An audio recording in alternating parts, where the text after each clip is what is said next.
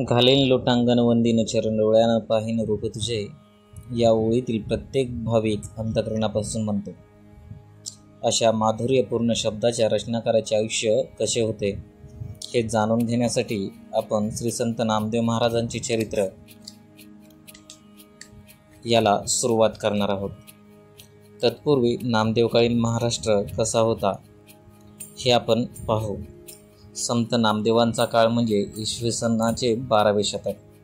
तसा हा काळ सामाजिक क्रांतीचाच होता. त्या काळात महाराष्ट्रात यादव घराण्यातील राजांचे राज्य होते. यादव म्हणजेच भगवान श्रीकृष्णाच्या वंशातील इसवी सन 1187 पासून महाराष्ट्रात यादव स्वतंत्र सम्राट झाले. 5वा भिल्लम राजा हा या वंशातील अलीकडच्या काही शतकातील पराक्रमी राजा.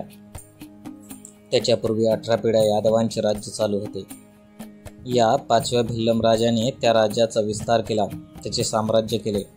या भिल्लम राजानंतर यादव कुळात जैत्रपाळ, सिंधन, जैत्रपाळ, कृष्णदेवराय, महादेवराय यांच्यासारखे अनेक शूर व पराक्रमी राजे होऊन गेले. ब्राह्मण कर्मकांडावर जोर देत होते. समाजासाठी आवश्यक असलेल्या नीतिमूल्यांची जोपासना करण्याची कुवत त्यांच्यात नव्हती. त्यामुळे सामाजिक जीवनात दुरावस्था निर्माण झाली होती. राजा रामदेवरायांच्या काळात पैठण हे महाराष्ट्राचे धर्मपीठ बनले होते. अनेक विद्वान पंडित येथे अध्ययन करीत असत.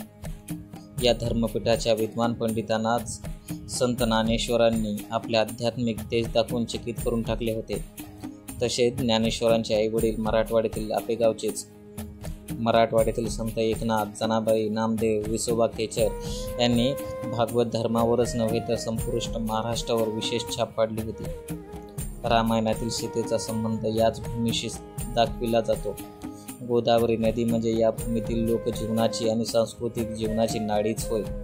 अशा या भूमीत इसवी सन 1270 राजा रामदेवराय राज्य करीत असताना उत्तरेकडून मुस्लिम राजांनी महाराष्ट्रावर चाल केली. त्यापैकी पहिला आक्रमणकारी म्हणजे क्रूरकर्मा अलाउद्दीन खिलजी होय. त्याच्यानंतर मलिक कफूर, मुबारक खिलजी यांनी आक्रमणे केली.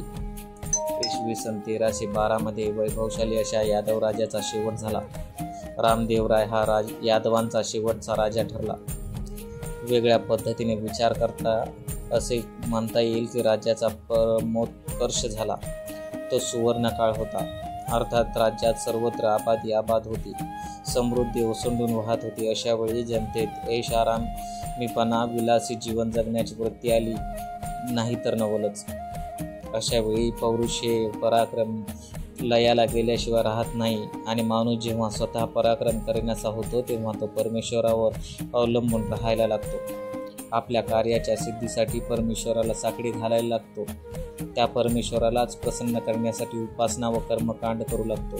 पण संतांनी मात्र अशा समाजाला जागृत करण्याचे, त्यांच्यात नवचैतन्य भरण्याचे काम केले.